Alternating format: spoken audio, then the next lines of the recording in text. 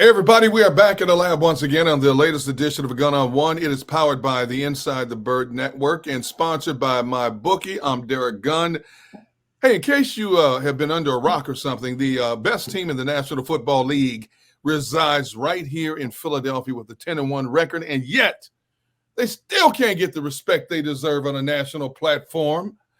And I brought in a guy who I've known for a long time. I love him like a brother. One thing you know about this guy, he's going to tell you like it is, whether you agree with it or not. He is the one and only Eagles Hall of Famer, Seth Joyner. How you doing, my brother? Hey, man, I'm good. I'm trying to figure out how to get down with your bookie, man. Woo! I don't know, man. Look, it's my bookie, not my bookie, but my bookie. Seth, I heard you on the post-game show after this last game against Buffalo, and you just went off about this Eagles team that has lack of respect for what they've accomplished up to this point. A lot of people say they've been lucky good. Most people don't want to give them their respect for being good. Can you put it in its proper perspective? Because I think you and I agree they have not played a dominant type football that we saw them play in 2022. But the bottom line is they're still racking up wins, baby. So, D, I asked you this question. Yep. I was doing another interview today, and I posed this to some people that I was on the interview with. Name me a team in the National Football League that's lighting it up. Okay, the Buffalo Bills were supposed to be a Super Bowl contender. They're now 6-6. Yep. The Kansas City Chiefs have lost 3 games. And they're treading water. The Eagles came back from 10 down against the mighty Mahomes and Andy Reid. Mm-hmm. You got, the mighty Dallas Cowboys. They beat the hell out of everybody who's got 4 or 5 wins, but anybody who's got a winning record, they can't seem to beat. And everybody wants to talk about how great Dak is and how great a job, McCarthy's doing. Yeah. I think the best team in the AFC might be the Baltimore Ravens. Even they've had their hiccups along the way. So tell me, what team in the National Football League, the San Francisco 49ers, they had their little 3-game skid, and all these teams are 2 games behind the Philadelphia Eagles. The Eagles only have 1 loss, but they can't get no respect. There's 2 ways to get respect, D-Gun. You either earn it or you have to take it. And the Eagles are in the category of having to take it, and that's just where this team is. It's nonsensical to me. It doesn't make any sense. When I listen to the national pundits, everybody wants to talk about what the Chiefs did wrong that caused them to lose the game. Everyone wants to talk about the Buffalo Bills and everything that they did to lose the game, but they don't want to focus on the bad plays that those teams made down the stretch that gave the Eagles the chance to take the W. Because ain't nobody giving the Eagles nothing. 10 teams ain't giving them a victory.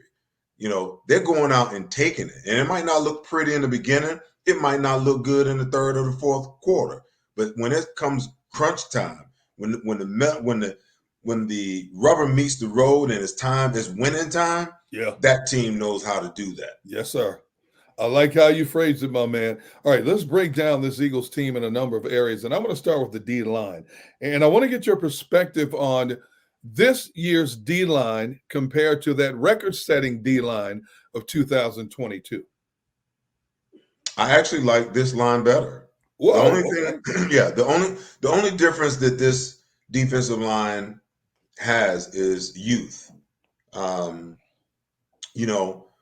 Javon Hargrave, 11 sacks. That's a big deal. Okay. It's hard to replace 11 sacks. I told everybody at the end of last season that you wouldn't see this team no matter, even if you brought those guys back, you're not going to see those numbers in back-to-back years. Excuse me. That was an anomaly. The same way the 68 sacks for us was an anomaly, and they came along and they broke our record. 70 sacks in the regular season last year for them was an anomaly. But I think that Javon Hargrave is a player. When they lost him, I wasn't as upset about it as everybody else was, because Javon Hargrave, to me, is a guy that wants to rush the passer. He's not really a run stopper. The reason they had to go and sign Ndamukong Suh and Linval Joseph last year, because when Jordan Davis got hurt, Javon Hargrave didn't want to play the nose. So they had to go and bring in a nose. And when you watch him play, his stance says pass rush on every single down. So if I'm the Eagles, I'm going to this game, I'm trying to run the ball right at Javon Hargrave all day long. Okay. So we got two young players. One's a preeminent run stopper. The other one is a rare combination of being able to rush the passer and play the run. He can dominate when you leave him one-on-one. If you notice, he's getting more double teams than any other defensive tackle on this roster right now because he is that disruptive. Milton Williams is coming along. So I like the youth that they have. If they can keep Fletcher, get him back and keep him healthy, they seem to interject some youth into him. He's playing like, he's in his 20s. I like this defensive line a lot better, man. I like it a lot better. And people will talk about, where they rank against the pass. A lot of that has to do with the style of defense that they're playing and the fact that they're not getting home as much as they were last year for whatever reason it is. So if you're not covering well, then you're not going to get home. If you ain't getting home, then you're not going to cover well. That's a synergistic thing, and that's just the way it is. So, and you got a lot of new parts, a lot of new moving parts. Give these guys another year to play together, and I guarantee you the defense will be, much, much better. I've covered this game a long time, Seth, but anytime I sit next to a Seth Joyner, class is in session. So I want you to take me inside the film room, and I want to start with Jaylen Carter. We now have an 11-game sample of this young man. What are you seeing that the average eye doesn't see about his play? I don't think that there's anything that that the average eye doesn't see. Okay.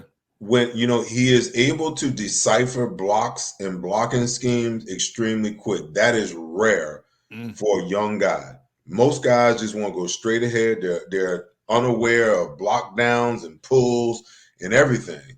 Late in the game last week, he had a tackle for a loss, and they were trying to block back on him with the center and pull the guard that was over top of him, and he just slapped the center out of the way and made the tackle for a loss. Now, you don't make plays like that unless you're fully aware of what's going on around you, unless you can kind of get a sense from film study and game planning what a team is actually doing. That's rare. But then again, him being able to be a pass rusher and a run stopper is rare. Him being double teamed as much as he gets double teamed is rare. Most teams don't do that, not with young guys. I think he is a reason why you're seeing Jordan Davis have so much success, because they're not doubling Jordan Davis anymore because they're not worried about him rushing the passer. They're worried about Jaylen Carter being disruptive, getting in the backfield and just messing everything up. If he can stay healthy and keep his head on straight, what does the future hold for him?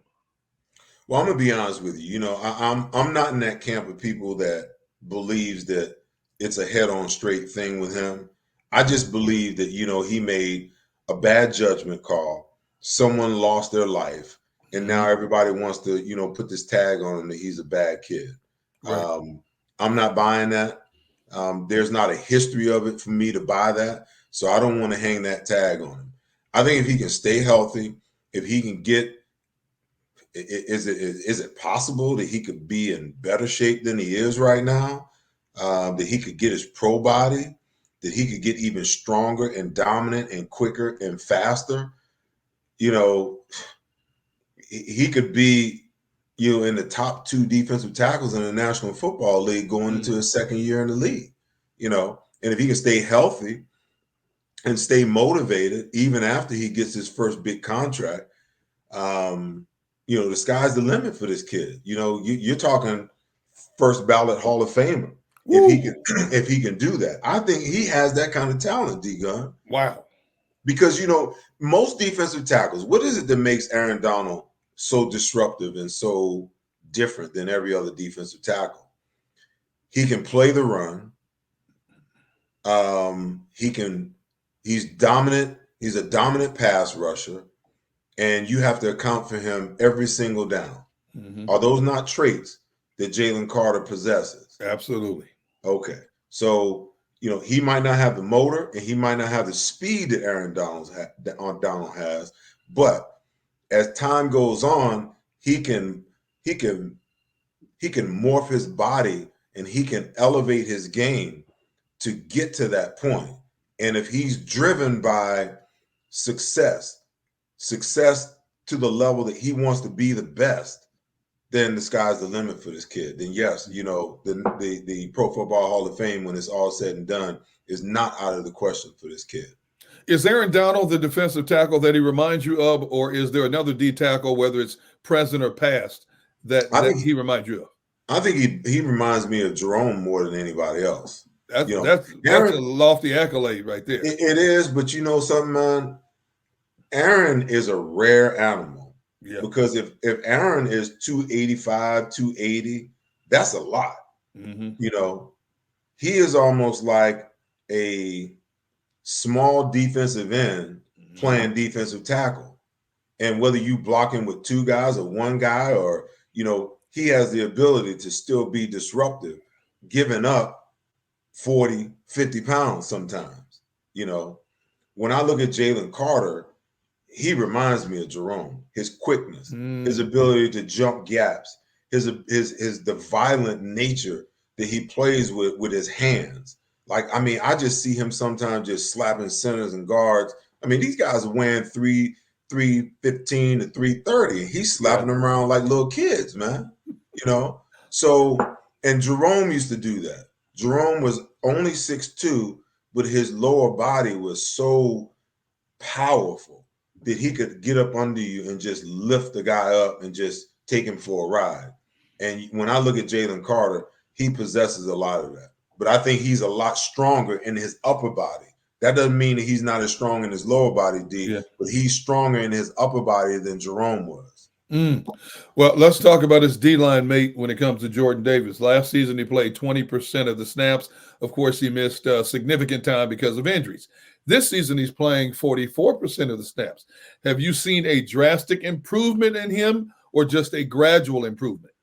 I think it's a drastic improvement if you're going to consider, what he put on the field last year. Because after he got the ankle injury, his season was pretty much over. He offered nothing whatsoever. Even the time where he came back and could play, he was not effective at all. When I look at him, his body has changed. I still believe he's got a little bit of work to do, but I'm pleased with what I see. He's slim. He's leaner. I still believe, and I don't know what his weight is, but I still believe if they can get him down to around the 325 range, that he can be, maybe a 5 to 6, sack year guy. And his numbers may elevate. If this truly is Fletcher's last year, they're going to need him to elevate his numbers.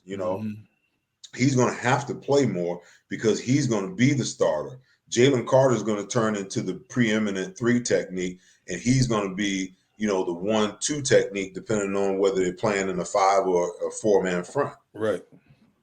When you look at a guy like Hassan Reddick, he gets a lot of the national accolades for Eagles edge rushers, and rightfully so, considering what he's done over the past several seasons in terms of double-digit sacks. But then you look at a guy like a Josh Sweat, career best 11 sacks last year, second on the team this season with 6.5 sacks. Is he one of the most underrated edge rushers in the National Football League? You talking about Josh? Josh, yes.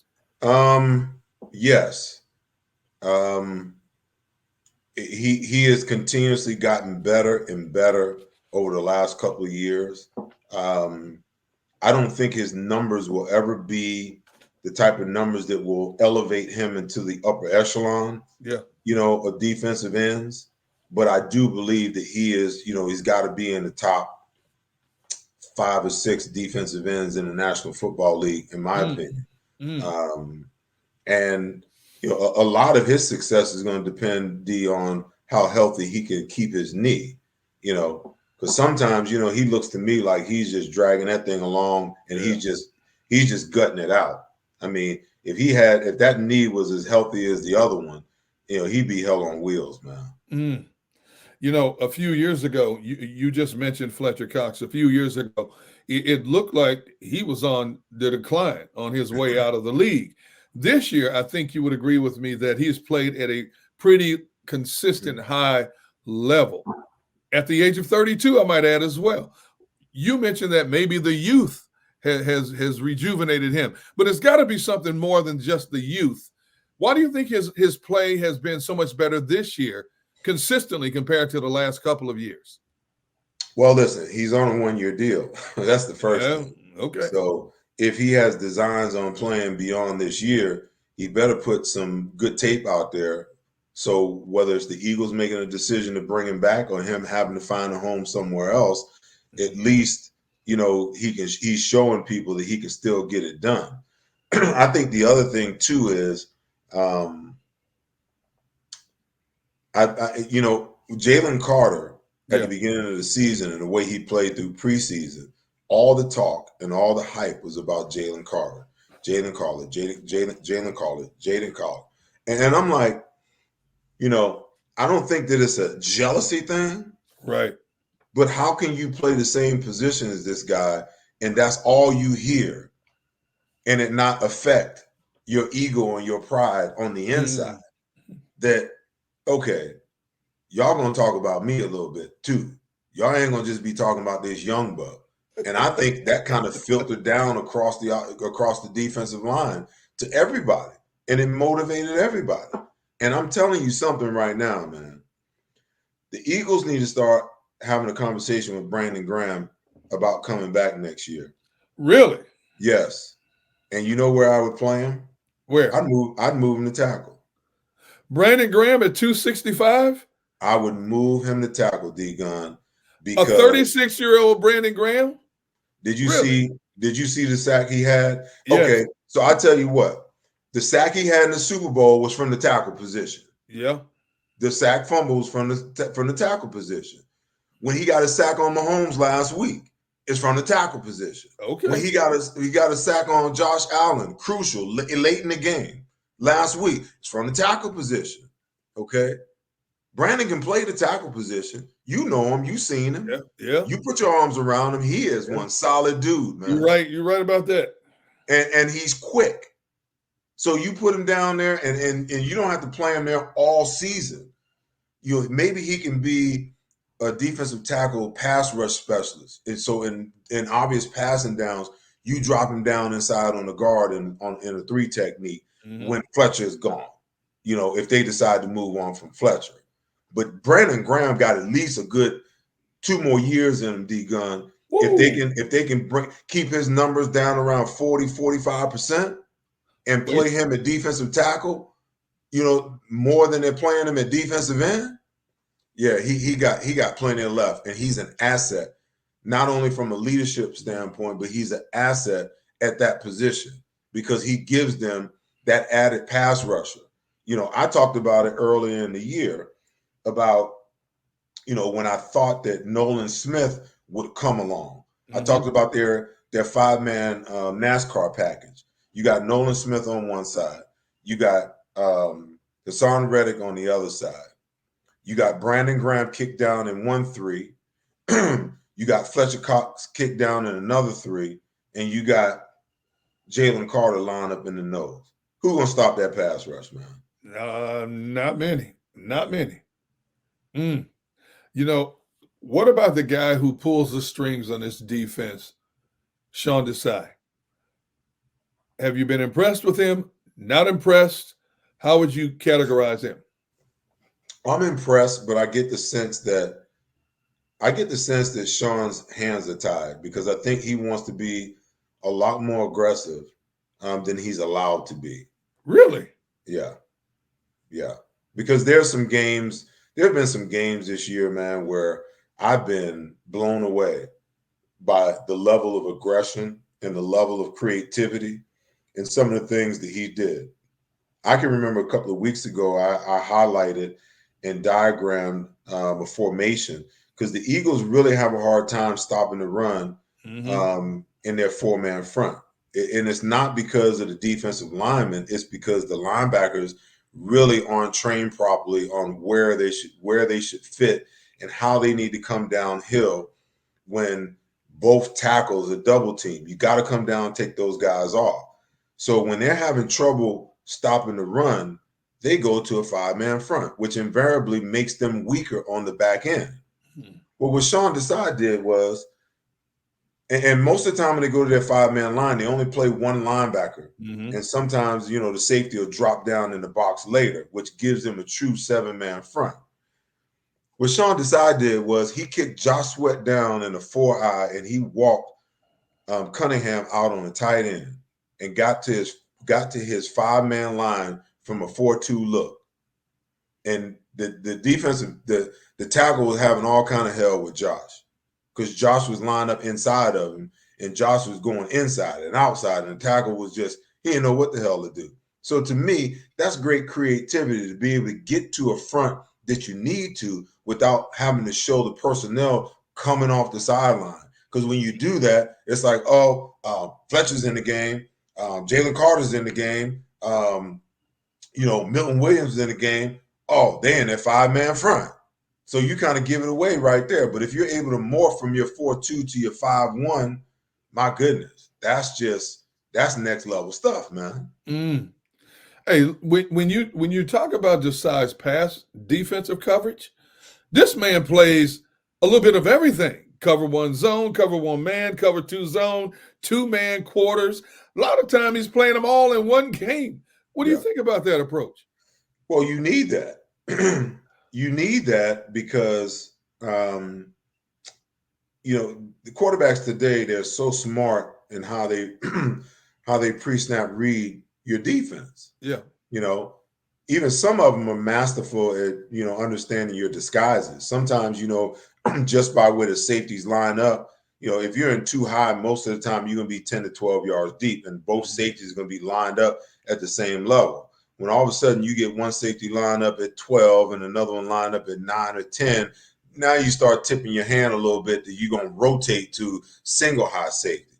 And the smart quarterbacks, they see that pre-snap. Then they're looking at the corners. Okay, I got one corner up, one off. Well, maybe they're in quarter halves over here. Maybe you understand what I'm saying? Right. Now they're pre-snapping all of that stuff. So the more looks you can give them and the better your disguise is, the better chance you have of being able to stop things. Like, people want to talk about James Bradbury's interception last week. That was a called play, because there is no way, in cover 2 that he's going to allow that wide receiver to get the honey hole in between him and the safety, because it's hard for the safety to get there. Okay. He jammed the wide receiver, rolled around. We call that, a roll coverage. He rolled right into it and he just robbed it. Like there was nothing that that Josh Allen could have did but throw that ball more inside that would have kept it from, being intercepted. If he would have really put the ball where it belonged, that would have been a pick 6, But those are situational calls that Sean Desai is making. And for the average novice that really doesn't understand play calling and doesn't really understand how that all works, they look at it like, oh, that was just a great, James Bradbury took a chance. No, that was a call defense. He anticipated that was the route in that situation that the Buffalo Bills was going to run, and he guessed, he called the right call to get the job done. Got to give him credit, man. Yeah, absolutely. Hey, look, class is in session with Eagles Hall of Famer Seth Joyner. You are locked on to this edition of Gun on One. We'll be right back in just a moment. Hey, everybody, let's talk about the beauty of MyBookie. You see, it's not just about watching games, but turning every second into a potential win. You see, with MyBookie, you can stream the games and live bet them and turn any game day into a payday. All right, you ready to up your game? Sign up today and make your first deposit with promo code GUN for a sweet deposit bonus up to $1,000. That's promo code GUN, GUNN, to claim your bonus. Now, this isn't just a promo code. It's your secret weapon to get the extra edge on the house. Now, the best part is You don't even need to be a sports whiz to win at MyBookie. You can cash in on everything from politics to your favorite shows and then some. Once again, there's promo code GUNN, GUNN, to claim your bonus right now. Bet anything, anytime, anywhere, only with MyBookie. Hey, it's Jeff Mosher. I love the fall because football's back, but it's also my busiest season. Between work, kids going back to school, youth sports and activities, there's just not enough time, especially to make a good home-cooked meal. That's why I love HelloFresh. They deliver farm-fresh food with pre-proportioned ingredients and seasonal recipes right to my doorstep. No more wasting time at the grocery store because America's #1 meal kit helps make home cooking easy, efficient, and affordable. We don't waste time researching new recipes and planning meals. With HelloFresh, the shopping's already done. The perfect amount of ingredients arrive with step-by-step recipe cards. How efficient is that? Plus, HelloFresh saves you time and money. HelloFresh is 25% less expensive than takeout, so you'll get a home-cooked meal without digging deep into your wallet. Don't forget about taste and selection. HelloFresh makes food for meat lovers, seafood lovers, vegetarians, and those who love variety. My personal favorites are the spicy Creole stew and pecan-crusted trout, 2 dinners my whole family enjoyed, and we actually had time to sit down together and eat at the table. Go to HelloFresh.com/50Eagles and use the code 50Eagles for 50% off plus free shipping. That's HelloFresh.com/50Eagles. Use that code 50Eagles for 50% off plus free shipping. Act now for America's #1 meal kit. We are back with Eagles Hall of Famer Seth Joyner, and Seth picking up with some more defensive insight, if you will. I look at the Eagles' back end of this defense, and I think we'd have to agree this year there's not a Pro Bowler among them on the back end of that defense. And we're 11 games into this thing, and here's how I put it. The Eagles' pass defense is not just a job, it's an adventure at this point of the season. Is it too late to get better? Or it is what it is the rest of the way? It's never too late to get better. I think their problem is, I think they have an identity crisis, to be frank with you. Okay. Because you got 2 corners that have made a living playing aggressively, but they're playing in a style of defense, and they'll say situationally, but I beg to differ. They're playing in a defense that requires them to bend but don't break. It's funny because I had someone on my podcast last night, with a question, talking about Eric Allen because he made the final 25 finalists for the Hall of Fame, and I congratulated him and put a post up on Twitter yesterday about he's long overdue. It's like ridiculous. Put this boy in the Hall of Fame. Absolutely. But I was talking to Ike last night on my podcast. I was like, man, that dude, he lined up out there with no help. Wasn't no help over top. He pressed man to man all over the field. That's the only way that you can play cornerback if you're going to be a blitz-centric team, and that's the way he played the majority of his time in Philadelphia. I know that Darius Slade would prefer to play from a more aggressive posture because that's what he did in Detroit the majority of his career. James Bradbury, not so much. I think he was a little more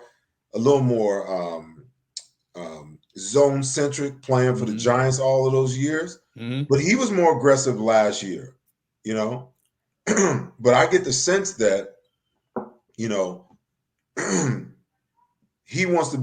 Sean Desai wants to be more aggressive. But Nick Sirianni's mandate is we want to create explosive plays and we want to minimize explosive plays. Okay. So in the area of minimizing explosive plays, that means that you're willing to give up some things, to keep everything in front of you. And it's just a matter of time before that mindset that settles in gets you in trouble. Because if you look at our corners, sometimes they look like they're scared to tackle. Amen. Why? Because they're 10 yards off the ball. the good quarterbacks are going to look up and say, hey, I can have 5 yards if I just throw it out there to this guy right now. The cornerback breaks up. He breaks down 4 yards away from the wide receiver, and the wide receiver gives him a juke move because he's breaking down. He's not taking his shot, D. He's not taking his shot and saying, I'm just going to run up here and blast him. He's breaking down. His feet stop. And the wide receiver is like, I got you now. Mm-hmm. Yeah, I mean, how many times have we watched these two corners miss tackles? And it's because the aggressive nature that lives inside of them has been tamped down because they're constantly hearing, we don't want to give up the big play. Let's keep it in front of us. Keep it in front of us. Look, we don't want to give up the big play. Well, when that's the mindset, it instills this spirit of fear in you, and it takes away the aggressive nature that is you. Because in the back of your mind, I want to go up and blast this guy, but coach don't want me to give up the big play, so I'm going to break down in front of him, and now we're going to do this dance. And more times than not, you miss the tackle than you make it. All right, let's go to your wheelhouse, the linebackers. When we look at the overall play of the linebackers, have they met, exceeded, or performed below your expectations? I think that Morrow and Cunningham have exceeded anybody's expectation. The jury was out on the Kobe Dean. The fact that he can't stay healthy, the jury will remain out until we can see him, get healthy, get on the field, be productive, and do it over a period of time. But we got two guys. One of them was actually cut, wasn't even on the original 53-man roster, just stepped in and played, pretty darn good. And, listen, they're not preeminent playmakers.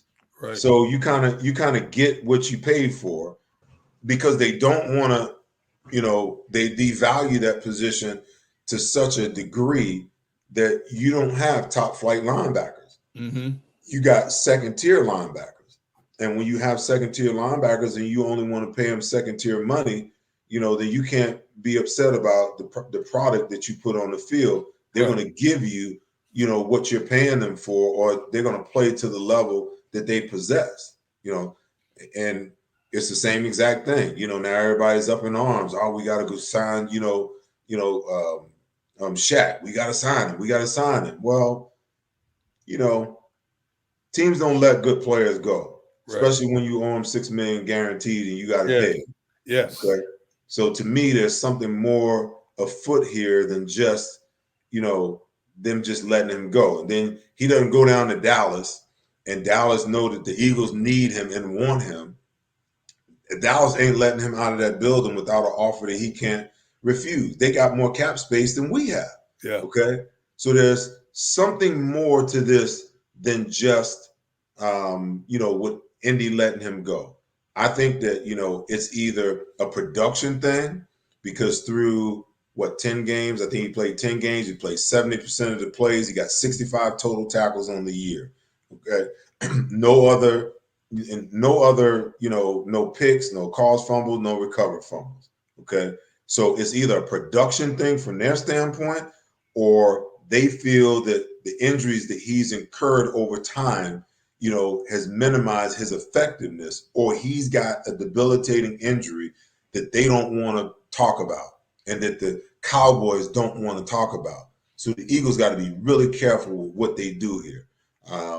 I'm more in favor of sticking with what you got. Christian Ellis, I believe, with a full week of practice, will play better than he played when you threw him in the fire last week. Right. And I just believe that if you're interested in Shaq, you go after him in the offseason when he's got a full season to heal. You know what the issues are. You can get him healthy. He's got time to learn the defense, go through OTAs, get him on a 1-year deal, on a prove-it deal, and go from there. But I don't think that you're going to sign him and he's going to really come in here and be that much of a difference maker. I could be wrong, and you know me, I'll be the first one. If he come in here and starts lighting it up, I'll be the first one to go on post-game and say, hey, I got it wrong. Yeah. But to me, there's something more afoot here than just, what we're being told. I agree with you 100%, and I say this all the time. Go back a couple of seasons ago when they brought in Robert Quinn. Everybody was screaming about Robert Quinn, and I try to tell people, my boys in Chicago who worked inside the Bears told me, there's a reason the Bears let him go. And sure enough, it was like he was in the witness protection program here because he didn't do anything. But I'm glad you brought up Nakobe Dean because I think in a lot of ways he gets a lot of unfair criticism. Now, he only played 3% of the defensive snaps last year up until he got hurt, and he's been hurt a couple of times now. There were times when he looked good, times when he looked not so good.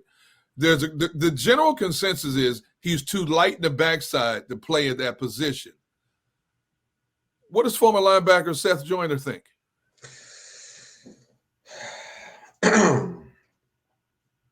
I know when he came back off an injury, you know, he had something like 11, 12 tackles his first game back. Yeah. The majority of them was 4 or 5 yards down the field. Oh.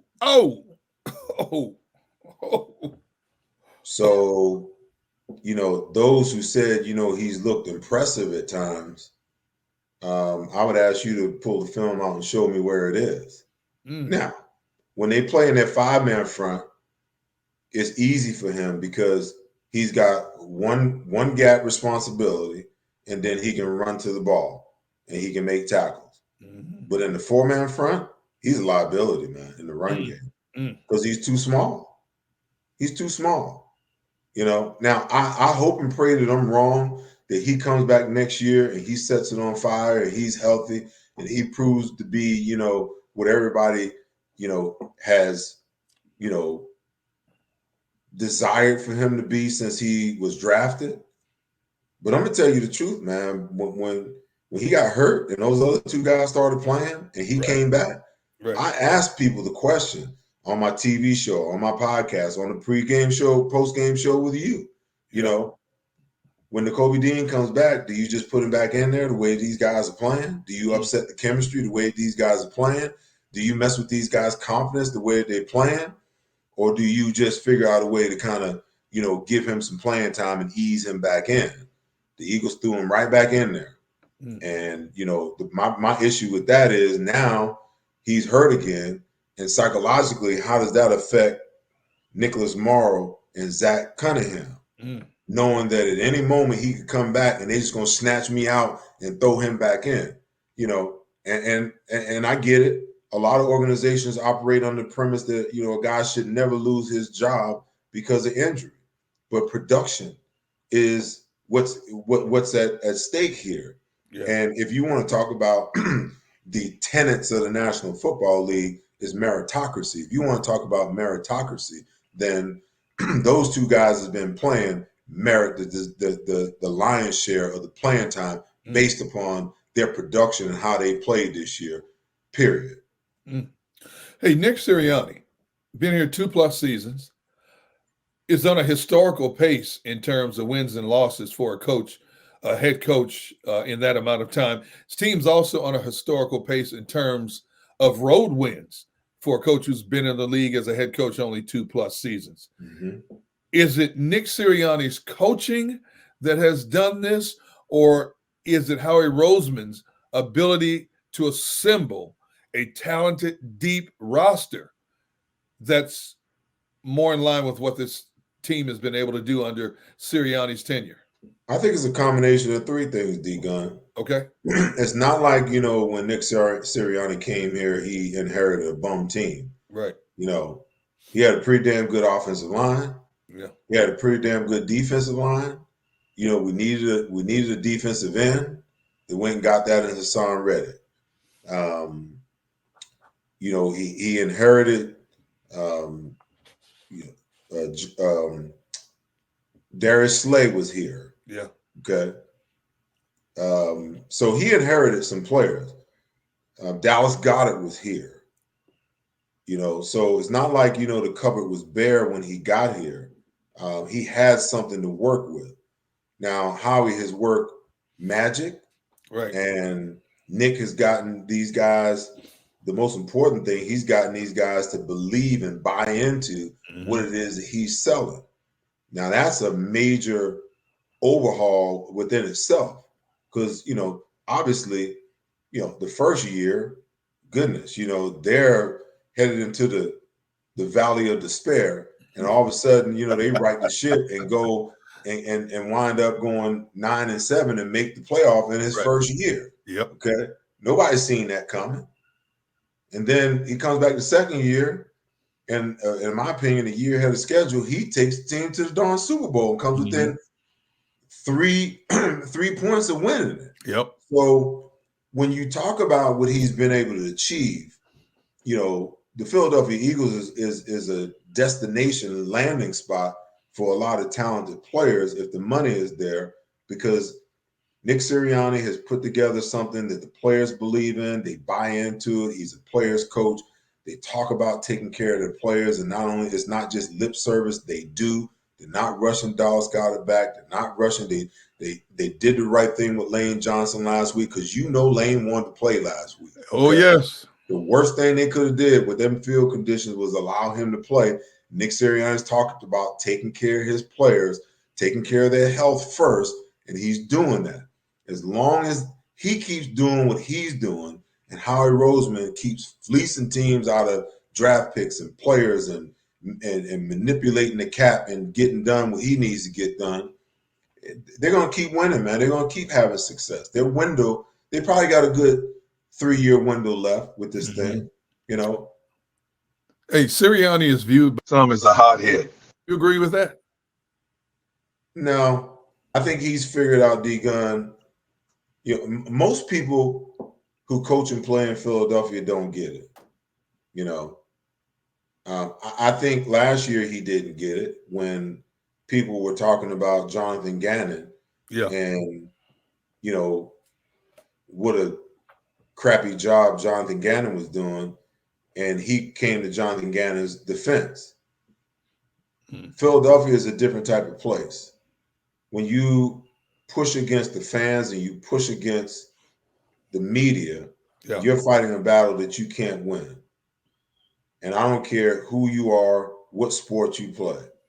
Nick Sirianni is smart enough to know that I have to endear myself to this environment. I need to become one of them, and then they're going to love me and believe in me and give me grace. So I just think he's smart. I mean, that whole thing in Kansas City, what Eagles fan didn't like that? Now the media will say, well, that's a little over the top. Nick shouldn't have done that. The optics didn't look good. Right. But to the fans of Philadelphia, that's my coach, man. That's right. That's my coach. That's right. So he's smart. Hey, speaking of smart, so much is made of Jalen Hurts' leadership qualities. As you know, I don't have to tell you this, leadership can only take you so far. But the dude is still just a young man at 25 years old. And he commands the respect from the entire organization. So how impressed are you with not only his ability to lead, but also his ability to set the tone on this team? How valuable is that? Well, it's the most important position where you need that. And, we talked about this before. You can't lead unless you're productive. Right. Because if you're not productive and you're trying to lead, you create fissures and separations in the locker room, because the guys that you're going to have some guys that when you're not productive, they're going to be huddling up over here like, man, he got his ass drove last game, man. I don't know. He over here talking all that. He need to shut up, and do his job. Yeah. Well, Jalen is productive. And not only is he productive, but he's a hard worker, and he sets the standard. He sets the example, first in the building, last to leave. A guy that understands that, every offseason I got to get better. And if I can't get what I need at the NovaCare Center, then I got to go outside to find somebody who can elevate my game. Right. He did that after year 2, when everyone still had reservations, year 1 rather, year 2, when everyone still had reservations whether he could be the guy. He proved that he could be that, So when you're productive and you're hardworking and you're setting the example, everybody wants to follow something like that. You know what I'm saying? Everybody wants to hitch their wagon to that success, because every player wants success.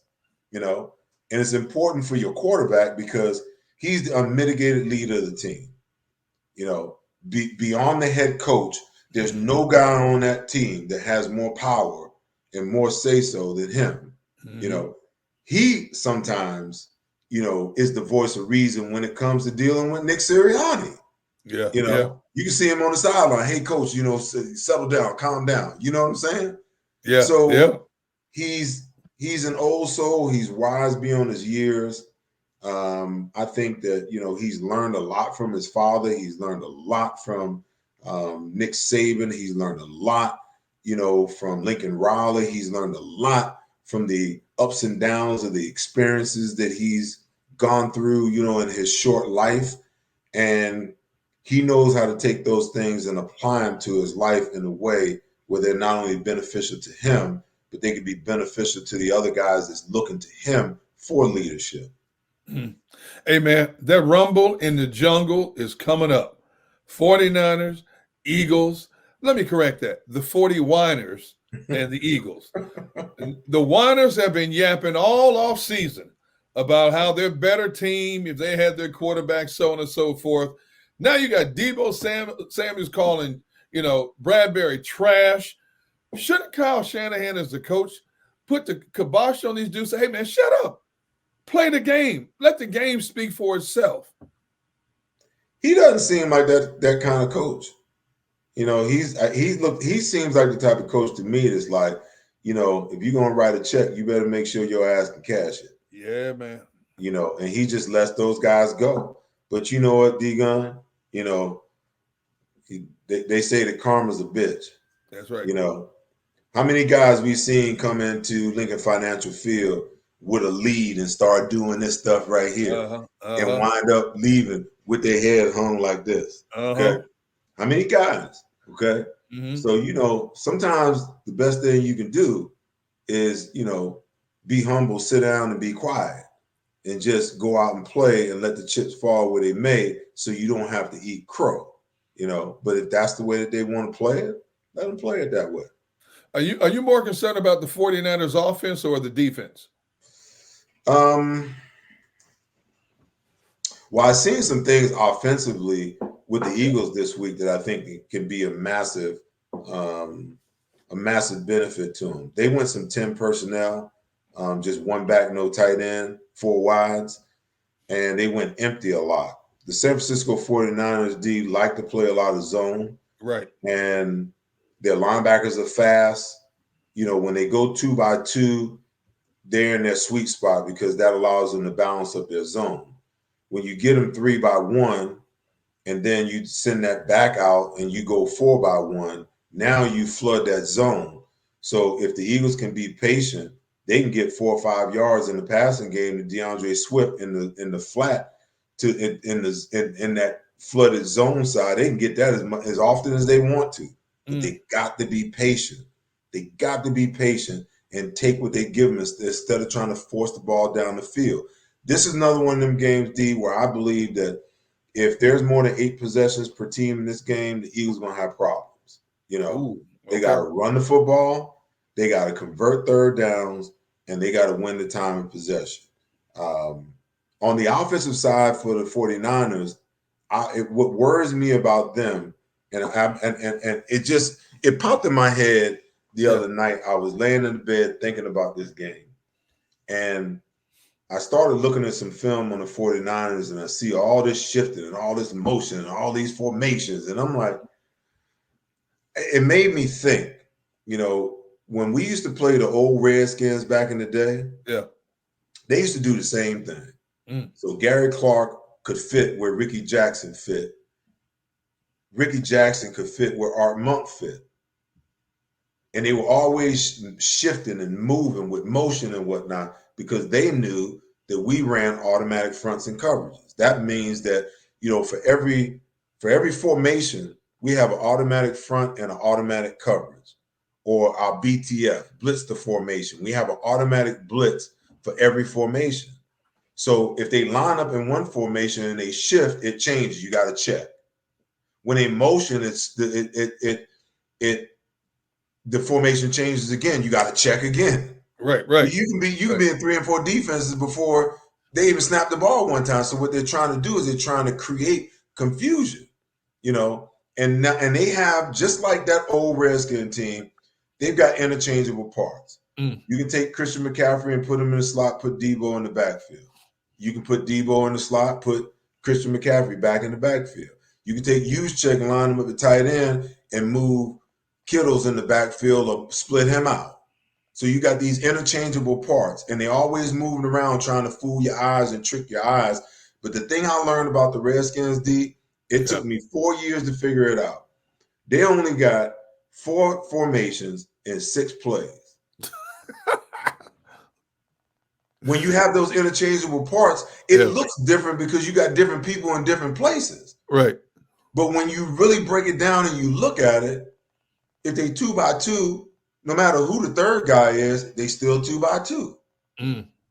If they 3x1, they still 3x1.